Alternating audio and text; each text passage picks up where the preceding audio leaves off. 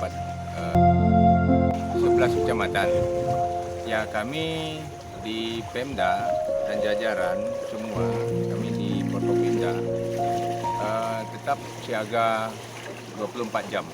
Begitu juga tentang bantuan, alhamdulillah semua daerah yang berdampak dengan banjir kami lakukan dapur umum.